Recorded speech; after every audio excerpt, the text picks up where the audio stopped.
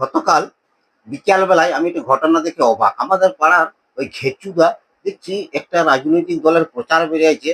তো সেই প্রচারে ও একটা রাজনৈতিক দলের পতাকাটা এরকম পথ পথ পথ পথ করে উড়াতে উড়াতে যাচ্ছে। আমি তো জানতাম যে ঘেচুদা তো নিরপেক্ষ, ঘেচুদা অনেকবার বলেওছে যে আমি কোনো দলের সমর্থক নই।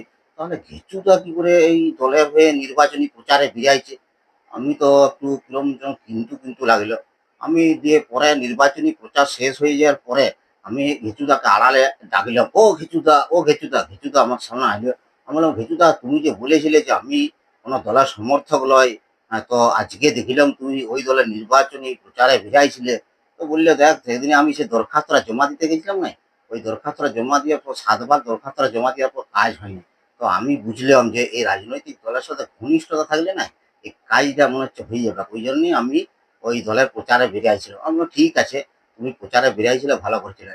তো তুমি একটা কথা জিজ্ঞাসা করবো, তুমি উত্তর দিবে? বলছে, হ্যাঁ বল। তখন আমি বললাম, হে ঘিচুদা, ওই যে আজকে যে নির্বাচন হচ্ছে, এই যে রাজনৈতিক দলের যে নেতাগুলা ভোটে দাঁড়াইছে, তো তারা ভোটের পরে বসে যায় কেন?